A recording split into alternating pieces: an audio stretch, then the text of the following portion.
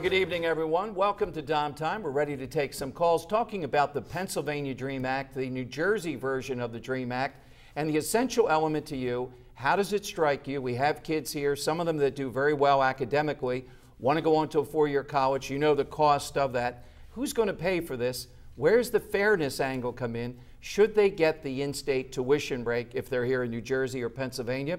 Let's go to the callers. Barbara, you're first in. Hi, Barbara. Welcome. Good evening. I am against this.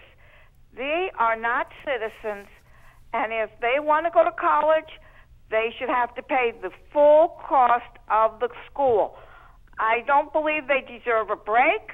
I am sorry. They have broken the law by being in this country illegally, and they should not be rewarded. If I want to go to school in New Jersey, and I am, as a Pennsylvania resident, considered out of state, I have to pay the full cost to go to a school in New Jersey.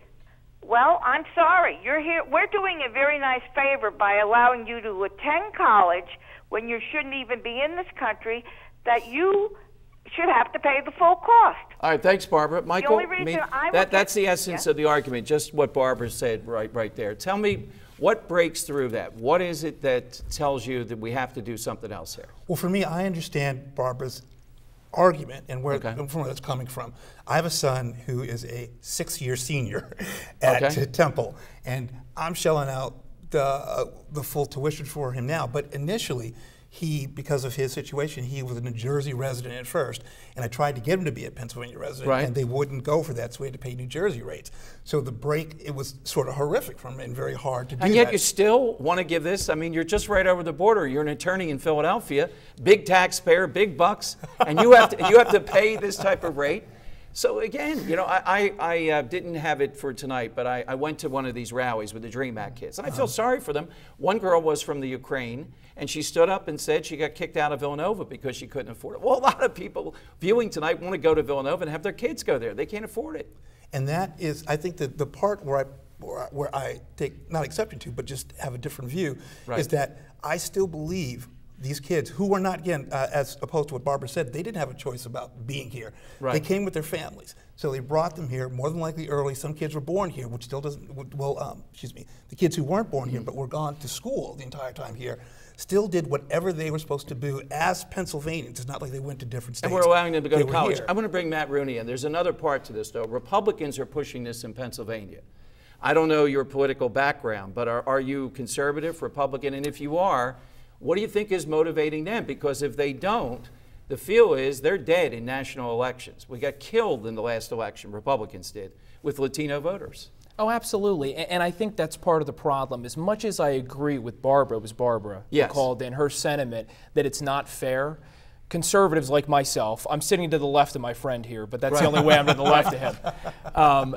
We lose this argument because we try to turn it into a fairness argument. It's not fair. Well, guess what? It may not be fair.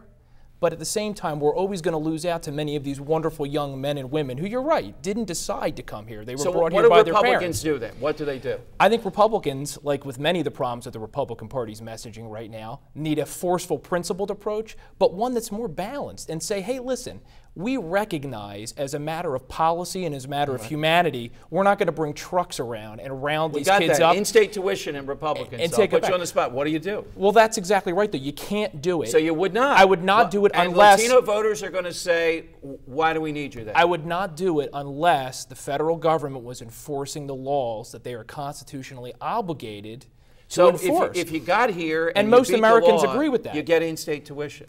Barbara doesn't. Barbara's not going to like it if a Republican candidate, I can tell her conservative, says, all right, what else are we going to do, Barbara? We're in a corner here. Right, but as a matter of public policy, at that point, if you've already made the decision to stop this flow of individuals coming into the country with absolutely no order. I have Michael here telling me about the cost of this and turning on his side, and now you're turning the other way for votes. All right, I got them both here on Dom Time. More coming up, but we'll take more of your calls with Dom Giordano.